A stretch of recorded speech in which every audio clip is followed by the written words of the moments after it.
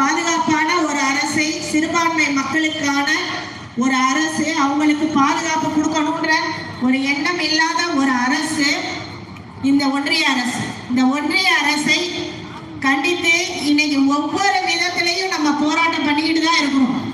நமது தமிழக அரசு நமது சிறுபான்மை மக்களுக்காக அத்தனை திட்டங்களையும் செயல்படுத்தினாலும் அதையும் தடுக்கக்கூடிய ஒரு அரசாக தான் நம்ம ஒன்றிய அரசு இருந்து வருகிறது. அதையும் மீறி நம்ம செஞ்சுட்டு தான் இருக்கோம்.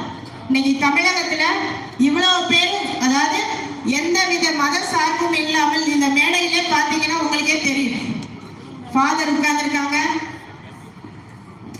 நம்ம இஸ்லாமிய சகோதரர் உட்கார்ந்துருக்காங்க. இப்ப நான் எந்துன்றாலும் இந்த போராட்டத்துக்காக இதை முன்னெடுத்து நம்ம போகணுன்ற ஒரு எண்ணத்துல தான் இங்க வந்து மக்களுக்காக, சிறுபான்மை மக்களுக்காக நான் போராடக்கூடிய ஒரு அரசு தான் இன்றைய தமிழக அரசு இருந்து வருகிறது.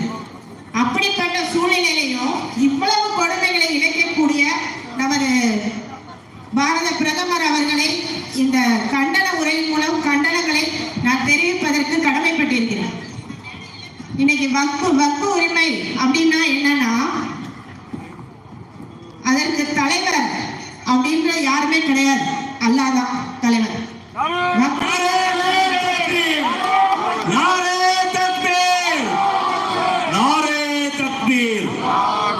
அப்படி இருக்கிற சூழ்நிலையில அந்த சட்ட திருத்தத்தை மாற்றுவதற்கு இவருக்கு யார் அதிகாரம் கொடுத்தவர? கடவுளான்னு கேட்கிறேன். அப்படிப்பட்ட ஒரு வக்ஃபோட எதுக்கு இருக்கு அப்படின்னு கேட்டா, தொண்டு செய்வதற்காக மட்டும்தான். ஏழை எளிய மக்களுக்கு தொண்டாற்றணும், அவர்களுக்கான உரிமைகளை நாம் கொடுக்கணும்.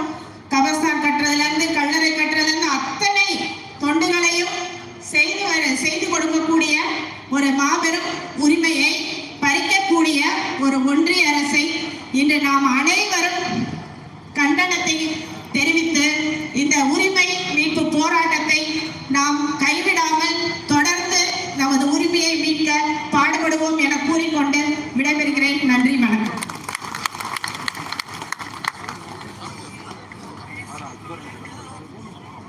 இந்த சமூகத்துடைய கூட்டத்தை பார்க்கும்போது குறிப்பாக அரசியல்வாதிகளுக்கு ஆண்கள் எல்லாம் திப்பு சுல்தானா மாறிடுறாங்க, பெண்கள் எல்லாம் ஜான்சி ராணி மங்கம்மாள் மாதிரி பேச ஆரம்பிச்சாங்க. வீரம் வந்துருக்கு.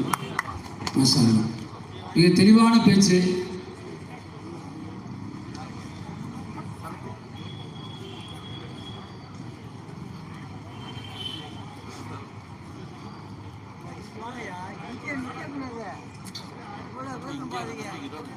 அடிக்கடி நிகழ்ச்சிகளிலே சொல்வதுண்டு, எந்த பாராளுமன்ற உறுப்பினரையும் அவர் சாதாரணமாக சந்தித்து விடவும் முடியாது, நெருங்கி விடவும் முடியாது. ஆனால் நம்முடைய பாராளுமன்ற உறுப்பினர் தோழர் ஆர் சச்சிதானந்தம் அவர்கள் ஒரு மிகப்பெரிய இந்த சமூகத்தோடு நீண்ட தொடர்பு உள்ளவர்கள். இப்பொழுது நம்முடைய பாராளுமன்ற உறுப்பினர் பல்வேறு பணிகளுக்கு இடையில் நம்முடைய இந்த சமூகத்தினுடைய வக்ஃபு சட்டத்தை எதிர்த்த இந்த கூட்டத்திற்கு, கண்டன பொதுக்கூட்டத்திற்கு வந்திருக்கிறார்கள். அடுத்ததாக அவர்கள் தங்களுடைய கண்டன உரையை ஒரு சில மணித்துறைகள் அவரிடத்தில் நிகழ்த்துவார்கள்.